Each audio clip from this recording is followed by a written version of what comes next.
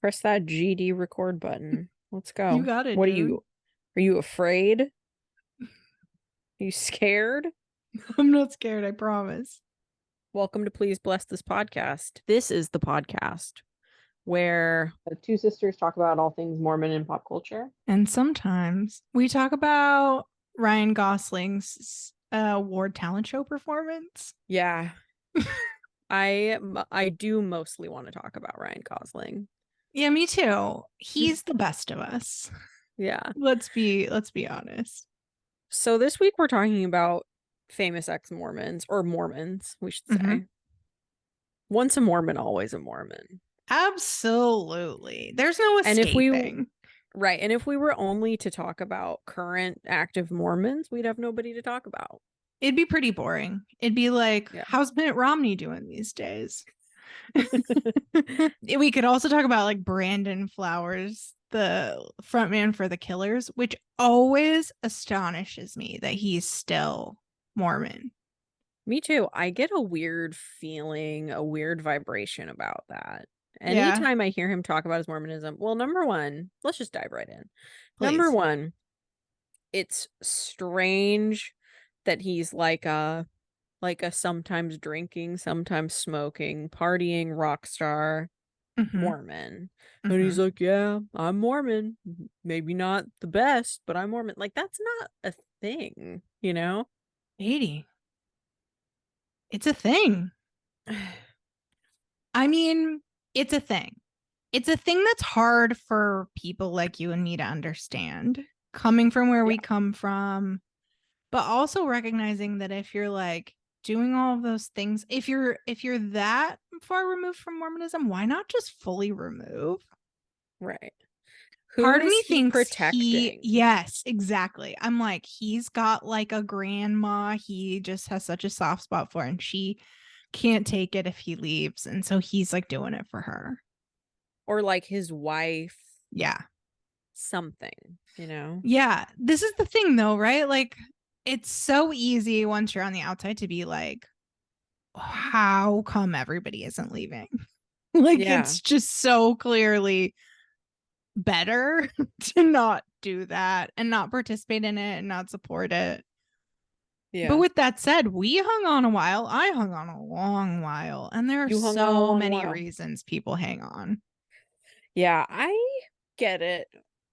I get it to some extent, but it's like complicated. Like things are so much less complicated. I Yeah. sound like a literal a servant of the devil. I'm a literal servant of the devil. I'm like, it's It's fine. Look at how easier. it's easier. You can Yeah. kind of just do whatever you want. Yeah. Take the Nothing simpler path, matters. everybody. Yeah, I don't know, but he's in. His son's name is Ammon. Yeah. You're in if you're naming your child So, after a Book of Mormon character. yeah. That is peak. He did release their most recent album. He has a song about growing up in Nephi, Utah. Hmm. And it's not like a happy song. So I do think there is obviously like a nuance to his experience, but he's also like a spokesperson, poster boy for the church in a number of contexts. And that is just so fascinating to me. Like, Totally. even so, if we're talking about Brandon Flowers, let's talk too about like Dan Reynolds, the frontman for Imagine Dragons, who Hmm. also famously Mormon. One thing I learned getting ready for this episode that I didn't know is Imagine Dragons, like one of their first big W's is that they won Battle of the Bands at BYU. Oh, wow. And that is hilarious to me. As someone who Cute. attended Battle of the Bands, was really into the campus live music scene for a time. Yeah. I know what kind of caliber bands are showing up. Hmm. And yeah, good for them. Yeah, good for them. Now that guy, he is never wearing a shirt. Oh, never. Yeah. He's decided Yeah. that's his new brand is like short shorts and nothing else. But Yeah. I'm getting ahead of myself. So he like famously was like, "No, I'm a Mormon." But also I'm an advocate for the LGBTQ community, and I recognize that Mormonism is like harming this community, and I'm gonna start this Love Loud festival to try and like build bridges, and then was just like, no, I'm out. Yeah. And that journey to me makes a lot of sense. It feels familiar, it feels natural. And that's maybe why I'm sort of like, Brandon Flowers is eventually gonna be in that same boat, right? Like, how I long can don't you know really how be a you wouldn't public be. figure advocating for like social justice and stay a Mormon? I do not. I do not understand. It doesn't compute.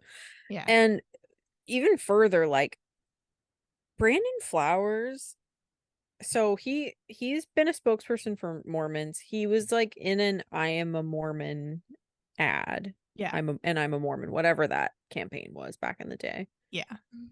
Back Um, before it was a sin to call yourself a Mormon. yeah. I feel like knowing what we know about like David Archuleta, like Mhm. being like kind of a high profile Mormon, like you're like brought in for like conversations with like general Mhm. authorities and stuff. Like Mhm. Brandon Flowers has probably done the same. Yeah. I can't I it imagine he just hasn't. yeah. And I would suspect those conversations are a mix of the sort of leaders of the church pandering to these high profile Mormons to be like, see, we're buddies. We're on each other's, we got each other's back. Slash the brethren trying to ascertain, like, how solid is this guy? Yeah. Can we put him in an ad and count on him not to like turn on us the next day? Right. And that's They got to don't be a weird want position to be in. yeah. They're looking for their Tom Cruise. Yes. Mormonism is looking for its Tom Cruise, that rock solid, like never gonna deny, no matter the court of public opinion. I think it's interesting that that does not exist. Nowhere near existing. Like there's no high profile like A-list current Mormon Who's celebrity. like out there talking about their Mormonism in the kind of way that Tom Cruise was. Though, to Yeah. be fair, he's not doing that anymore. I think it became clear that that was not helping his popularity. No, I think when everybody found out that David Miscavige's wife has been missing for years and that like Tom Cruise probably knows about it, Didn't help. he was like, we gotta stop. I gotta stop talking about I think this. the Katie Holmes like basically fleeing their relationship slash Scientology and taking their daughter with her, and reports that like Tom Cruise basically hasn't seen his daughter since. I think that cooled it on the like, let's hype up Scientology on talk shows. Yeah. And just weird press surrounding Tom Cruise in general. I don't know Yeah. if you listeners know this, but Elisa is the president of the Tom Cruise fan club. Number one fan, Stan, if you will. If Tom Cruise has one fan, it's me. If he has no fans, I'm dead. Yeah, 100%. And it is a thing I let me explain a little. I am a fan of Okay. him as an actor, an artist, someone who is like really doing things no one else is doing. I think the Mission Impossible movies are like the greatest action films. Mission Impossible Fallout is a perfect film. I could talk about this all day, and I promise that I won't. But the man is like crashing helicopters, flying fighter jets, Mhm. literally driving motorcycles off cliffs for his art, and no one else is doing that. So Yeah, he's I an am a artist fan for of sure. his singularity, his like true commitment. I think he's incredible. I think he's crazy. Yeah. And I think the two go hand in hand. His commitment and his insanity. But I'm a fan. And to be fair to you, I'm also a fan. I Mm-hmm. would never say I'm as much of a fan. Out of respect to you, Yeah. I don't put Yeah. myself. Fight me. I'm a bigger Yeah, fan. no, no, no. You're the authority on Tom Cruise in this family. Thank you so much. That means a lot to You're me. welcome. I defend Tom Cruise like on a weekly basis, I feel like, in my life. Sure. But I'm not defending his relationship to Scientology. I am, however, recognizing that I was a Mormon until my mid-30s. So, like, who am I to pretend like it's that easy to separate yourself from your cult? It's tough, Yeah. man. Especially when you're a public figure, especially when a lot of people are watching, especially when you've said a lot of stuff. And taking it all back is work, man. And they've just got so much dirt on him. Oh, yeah, Tom of Cruise is course. getting up to crazy stuff. Of course. I've Anyway, heard like the most interesting rumors about that person. Like he's a super villain. really? Yeah, like he will have people like dropped in the woods for him to like hunt them for Wait, sport, really? You've like heard for that about fun. Tom Cruise? Yeah. I mean, can't confirm. It's a rumor I've heard. I mean, I've heard about like super rich celebrities like hunting people for sport as a Yeah. rumor, but I've never heard that attached to Tom Cruise specifically. I know there are rumors about him like exploiting young people in Scientology to like, I don't know, like renovate his house for basically nothing and like restore vintage motorcycles for him at with no pay. And like, Yikes. I think that stuff is icky. But the man fucking drove a motorcycle off a cliff. I've seen the footage. And let me just say one thing. Mission Impossible Dead Reckoning Part 1. We all saw the trailer where he drives the motorcycle off the cliff. We all saw like the behind the scenes videos of it on YouTube. Believe me, I watched them all. But when you go to the movie, I was a little worried. Like, this is the main stunt of the movie, and I've already seen it like 65 times on YouTube. Is it going to land? Is it going to hit? Is it going to have impact? It totally did. It was not watered down by my exposure to it. It was amped up. And like the way it's edited in the movie, I was like laughing out loud. I was so delighted. I was like giggling. I'm so happy for you. That's Thanks, that's man. just great. You know what's my favorite thing that he does, and then we'll be done on Tom Cruise. I just love watching him run. When he You runs guys so know. fast. Oh, Yeah. he So puts his fast. whole heart into that. I was gonna say he puts his whole pussy in. We can't put That too. Yes. We're putting it in. I'm the editor. It's my call. Yeah, in Mission Impossible Fallout, how he like jumps across like from one rooftop into a building, breaks his ankle. Like in real life, breaks his ankle. Yeah. The show must go on. This man is unstoppable. Never gonna quit. Yeah.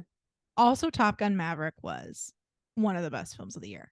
We don't have to talk more about this, and I feel like we're gonna get like some 1-star reviews on Apple Podcasts now that are like, this is just like a podcast about Tom Cruise. But whatever, it's worth it. Maybe it is. Yeah, get over it. But let's give a little Anywho. more context for the sort of inspiration for this episode. I feel like growing up Mormon, and by you I mean you, all Mormons, are really excited whenever you find out that somebody famous has a tie to Mormonism. Yeah. And it's like a thing like that Mormons do with each other, but also that Mormons do with like friends. I do this with Frank, my husband, all the time, where you're like, oh, did you know that person's Mormon? Oh, yeah. Did you know that person grew up Mormon? Oh, did you know there's a rumor that Christina Aguilera was baptized? Like, it's such a thing Mormons do. Yeah. And I just think we should talk about why. Yeah, we're all looking for our Tom Cruise at the end of the day.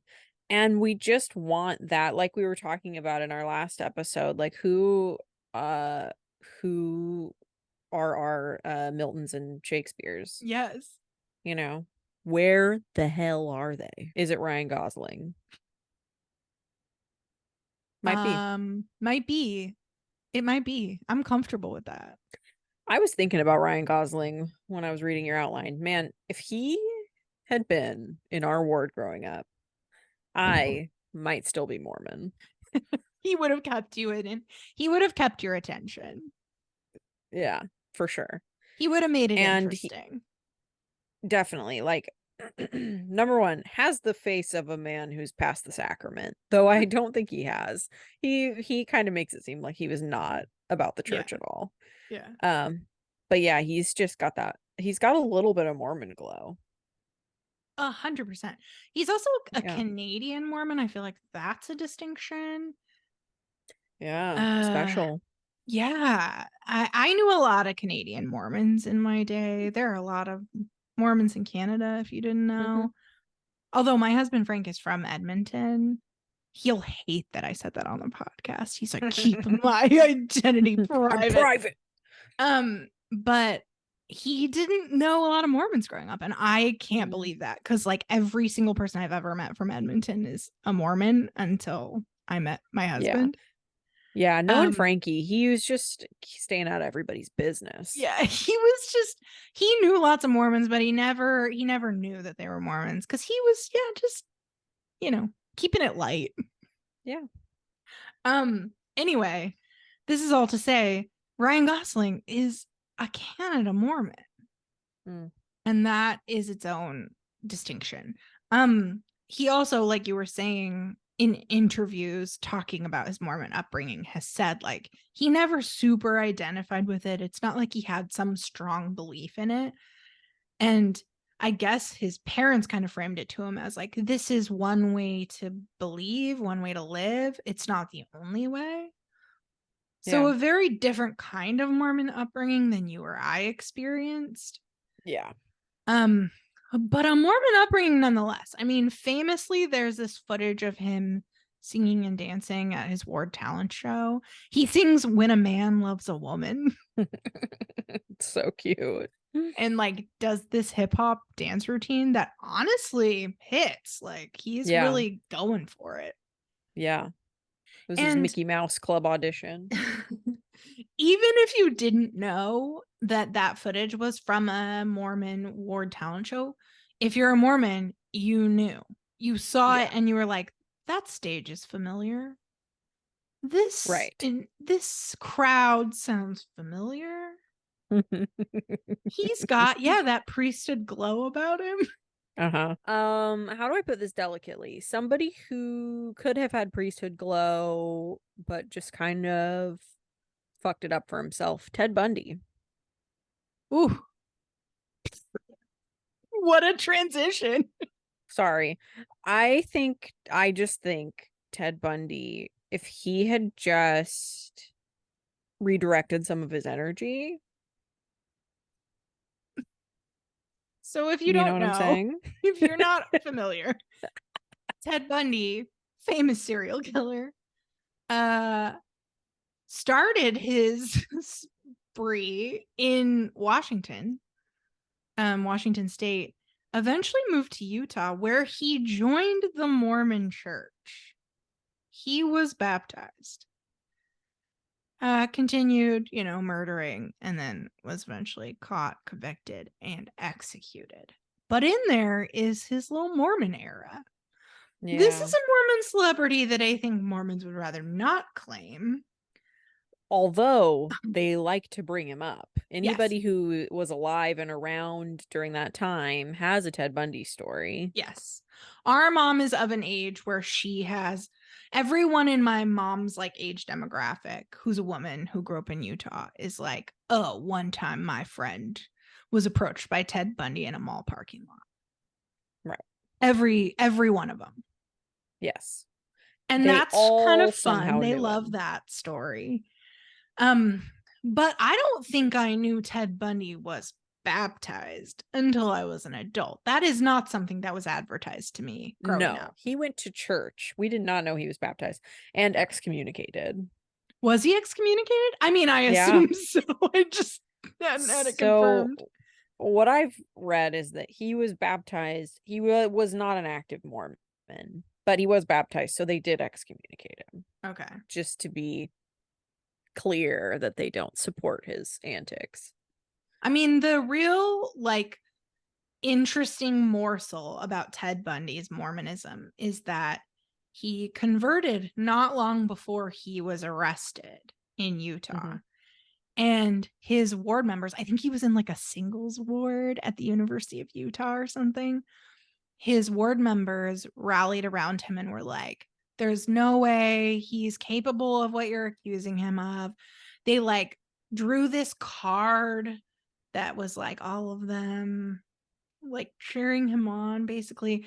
I just saw it come up on Twitter recently. Someone reposted it like, hey, Mormons, don't Yeesh. forget, this is what Ted Bundy's ward did for him when he was accused of being a mass murderer or a serial killer, rather.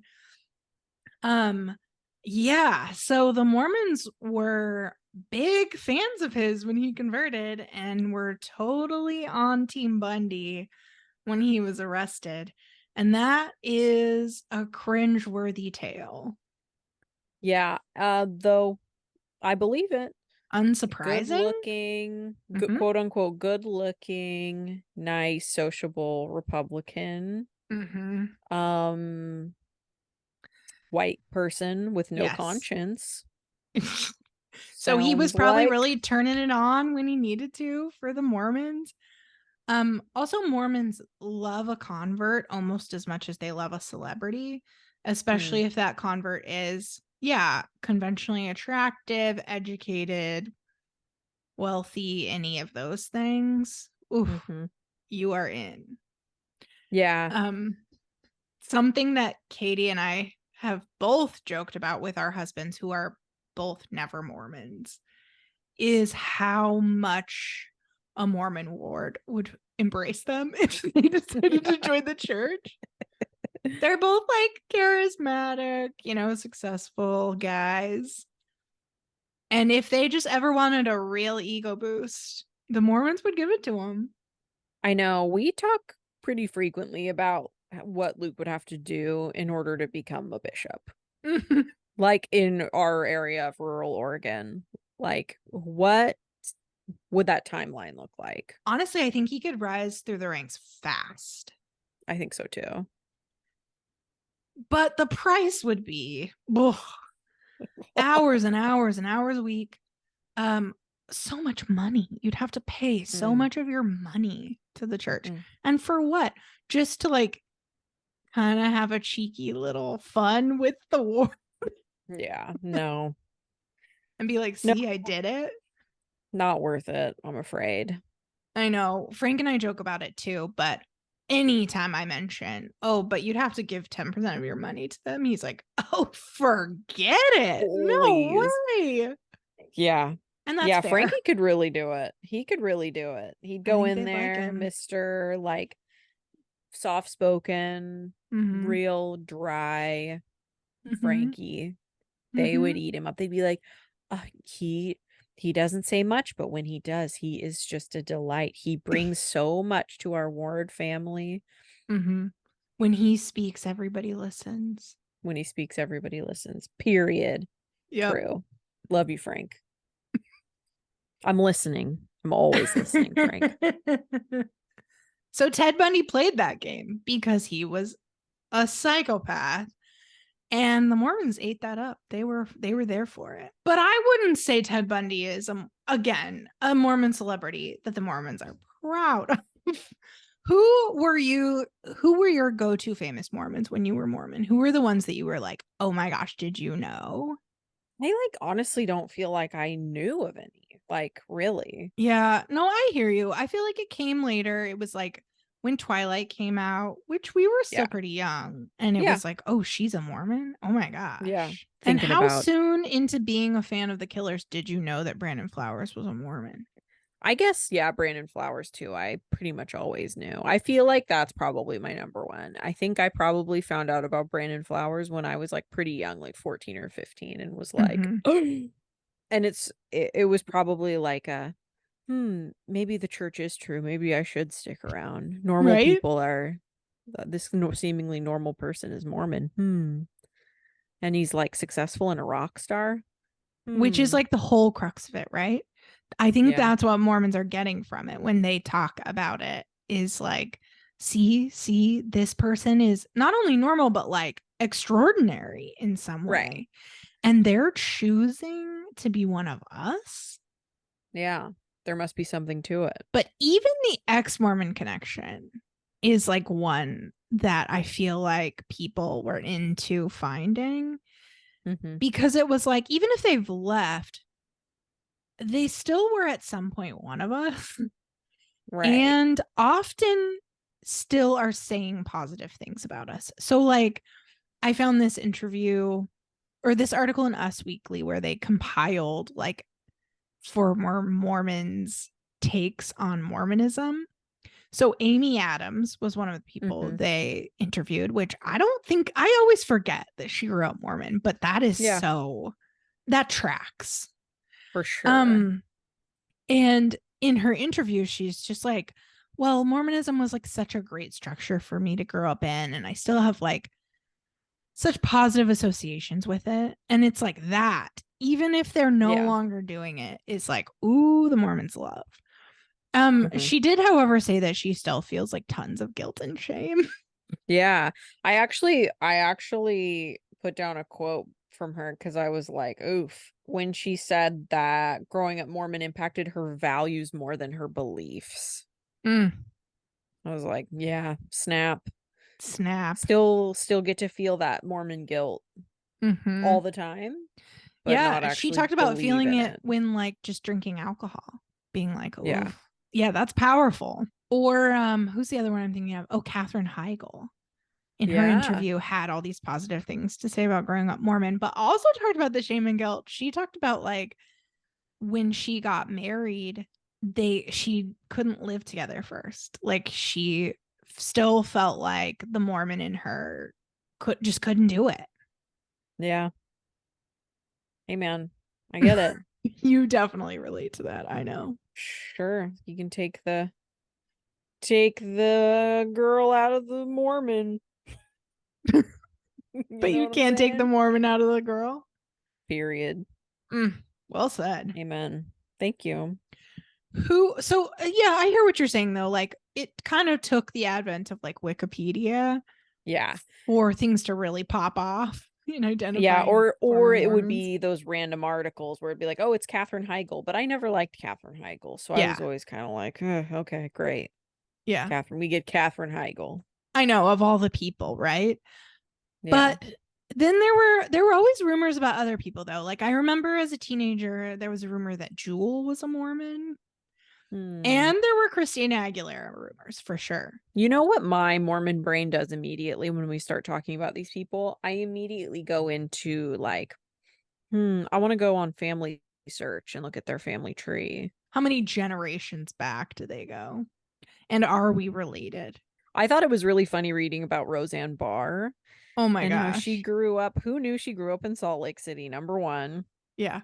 random. Number two, so, a Jewish person from a Jewish family. But it's so funny, like growing up in Utah in the 50s and 60s, you like seemingly just didn't have a choice but to participate in Yeah, you just kind of Mormonness. played along. Yeah, Yeah. she talks about how like on Sundays and during the week when the Mormons got together, they basically like play acted being Mormon, Yeah. even though they I weren't read that she necessarily. was I read that she was like the president of the youth group, so Yeah. seemingly like a young women's president of some sort. Yes. I know. That's hilarious. That's pretty involved.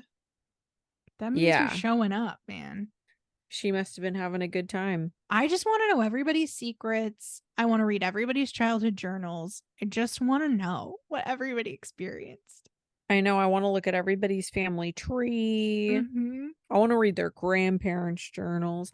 And it's because I know these people are crazy and that Mm-hmm. is fascinating and I want to know more. Like your, you know, distant Mormon relatives were crazy Mm-hmm. They and I had to want to be. know everything about them. I just saw a TikTok the other day, and it was this woman saying like everywhere you go in life, you bring your ancestors with you, you know? Yeah. You're never like walking into a room alone. You have your ancestors with you. And she was talking about it as this like empowering sort of beautiful thing. And I immediately thought, I don't know. Because number one, I think my ancestors would judge things about my life because I haven't stayed on the path they charted for me.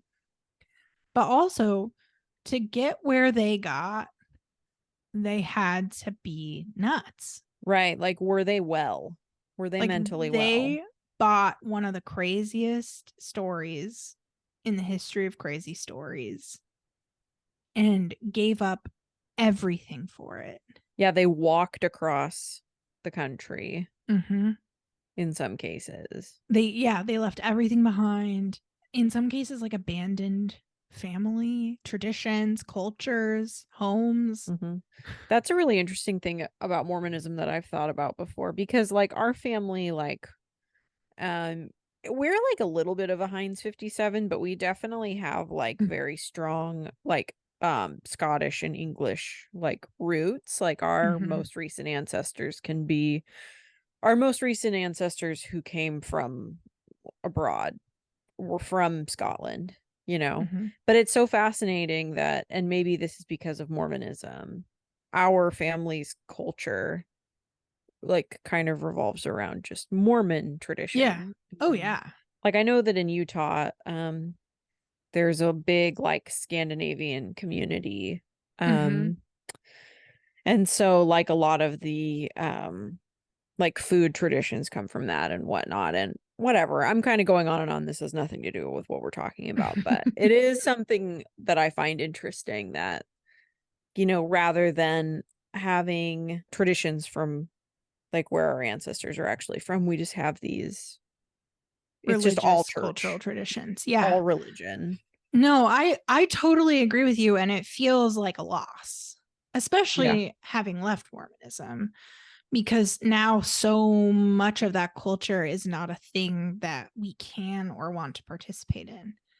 So it's just like it's a nothing in it. Yeah. There's nothing in its place. Yeah. It does feel like a loss. I definitely have thought about it a lot since having kids. Like there's sort of this pressure to be like, okay, what is like our family culture and what kind of tradition do we want to practice in our home? Mm-hmm. Because we're not religious. And I realize it's not abnormal for that to like be kind of number one for a lot of Mm-hmm. people. Yeah. Um, that's like just kind of what humans do. But also, what else do we identify with? Mm-hmm. Because that was just something that wasn't ever considered in our upbringing. We were just Mormon. Yeah. That was this like sum total of everything was our Mormon identity as a family. Yeah. And yet you hear, why can't you just leave the church alone? Mm-hmm. And it's like, well, it's all I've got Mm-hmm. in a lot of ways. Mm-hmm. I'm sorry, I can't like shift my entire like paradigm for thinking about the world and my own identity and experience, but here I am. You made me. Right. It's not like I left the church because I have some perfect idea for what is actually going on and what I actually believe, and what actually is, Right. it's just, Right.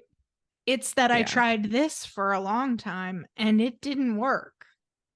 right. And it turns out isn't true. So I'm not going to do that. But it doesn't mean I've like got some whole new identity and worldview at the ready. Yeah. I haven't like latched on to like some person or something that I think is better No, necessarily. I don't know no. what the fuck is going on. Sorry. Yeah, right? And honestly, I'm not really trying to find some new clean, tidy box to put my view of the world in. Like I do Mhm. feel like sometimes not that I get asked by many active Mormons about what I believe now because they don't really seem to want to They don't know. care. But in the very few times it has come up, if they're like, so do you believe in God now? Do you believe in Jesus now? Do you believe in And I'm like, no, but also I don't know. And also, I'm Yeah. not spending all my time trying to figure that out.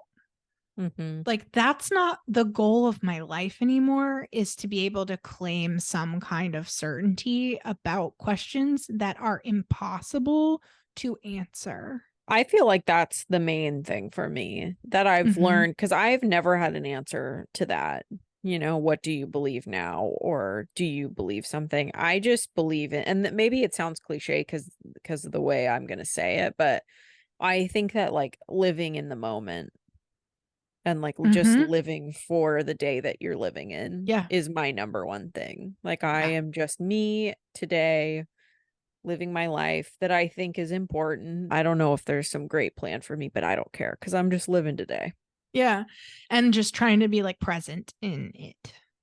Yeah. I had a bishop, one of my very last bishops before I left, who was a wonderful person, honestly.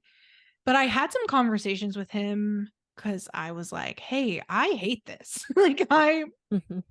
He was someone I felt comfortable being honest with about, like, I don't enjoy coming to church. I don't enjoy reading my scriptures. I'm not getting anything from this, and I'm not sure what to do about that. And he was lovely and helpful. He actually, one thing he told me that I thought was sort of fascinating, he was like a lawyer, but he had studied literature in college and was just like a big reader. And he's like, stop reading the Book of Mormon. You've read it, you know what's in there. It's honestly not that great.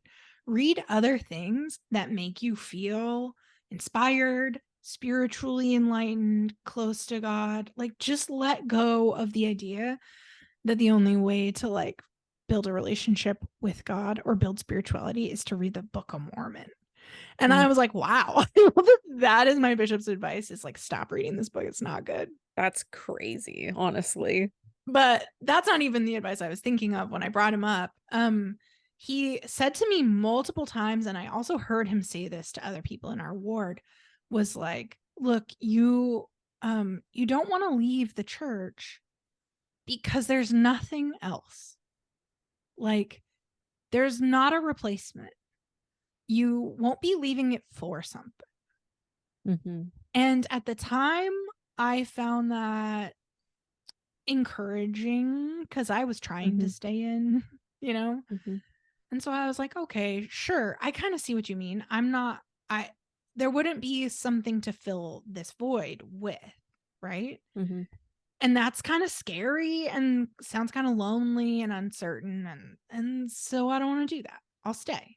Even if I'm not sure it's true, even if reading the Book of Mormon sucks, even if I don't like going to church, like, I don't want to have nothing. Yeah. Um, and so I feel like I'm kind of saying he was right. There isn't a replacement Hmm. except reality Yeah.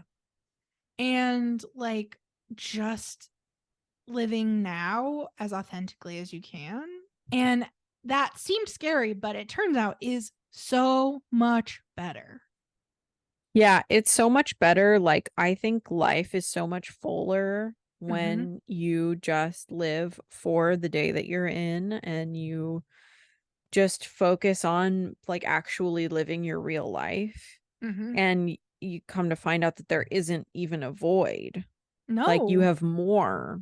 You right. have more now. Right. All the like time and energy that went into like doing the mental gymnastics to make Mormonism work.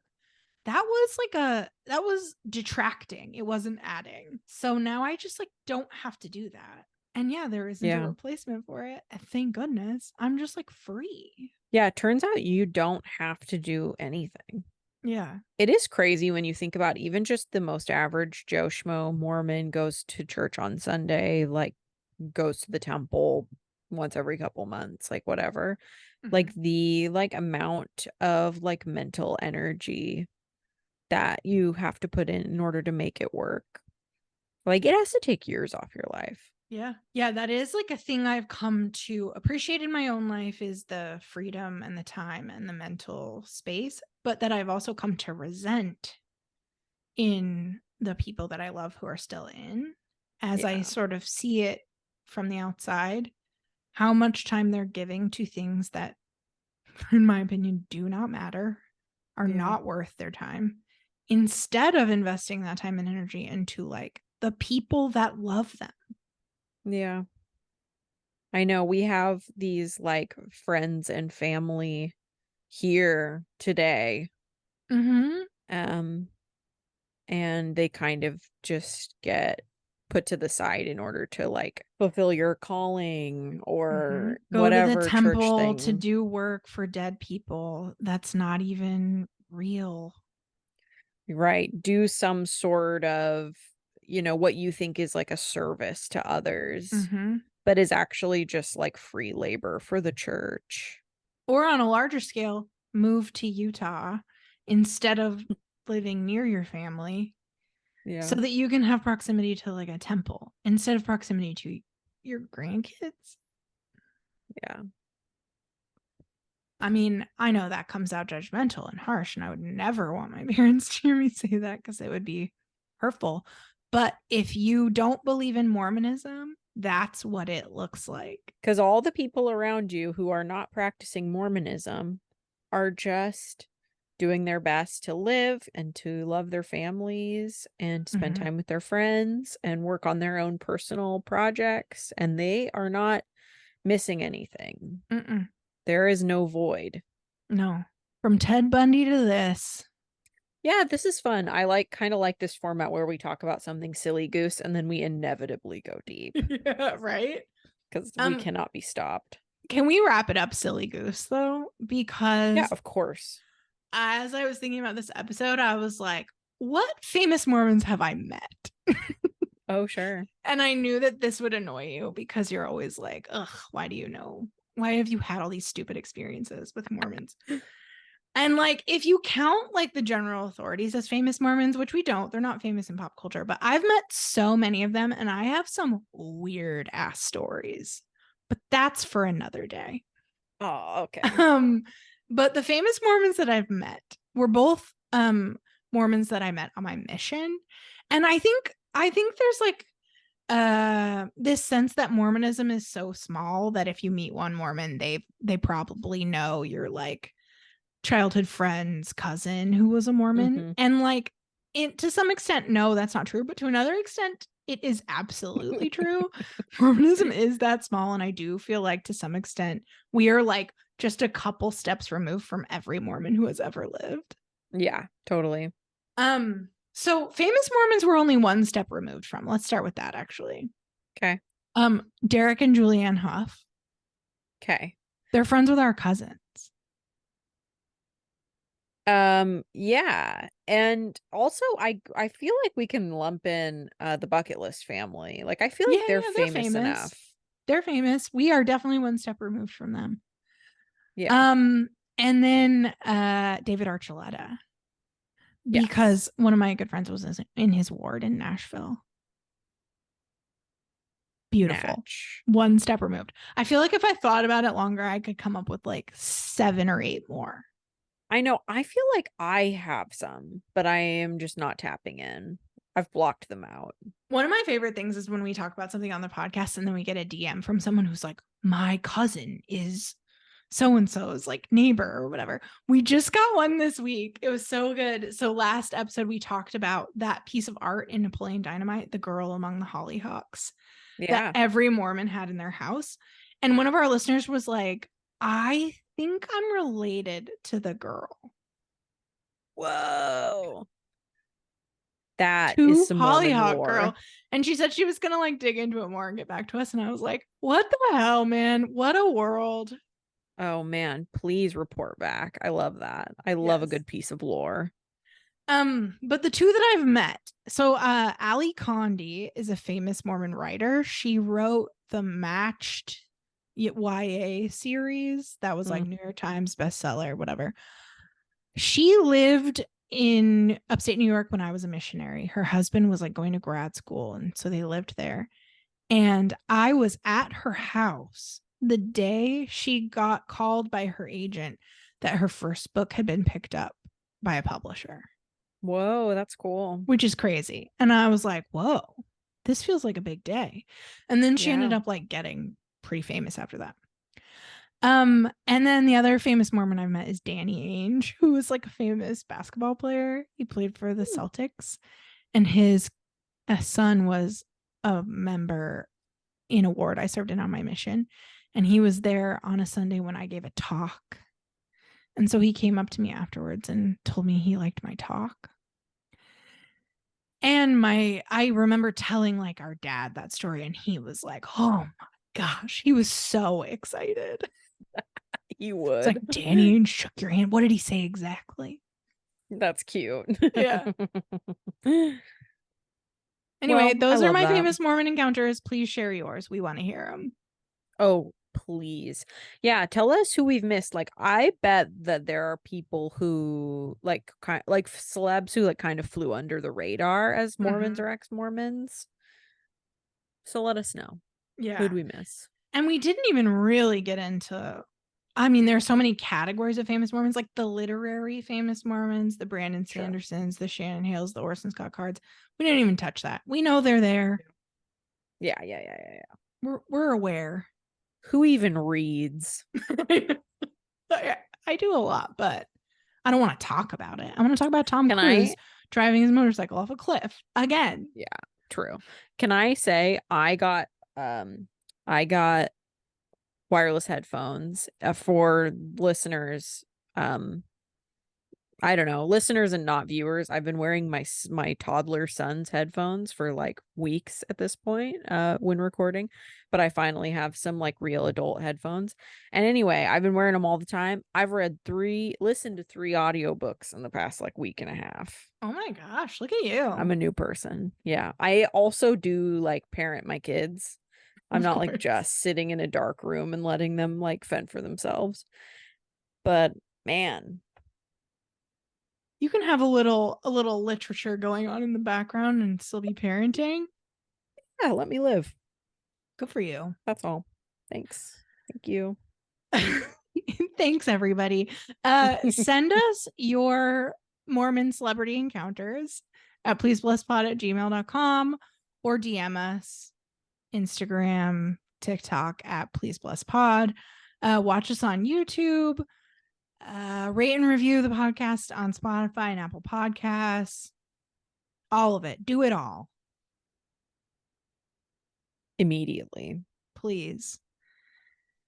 And then, once you've done all of that, please bless this podcast. Amen.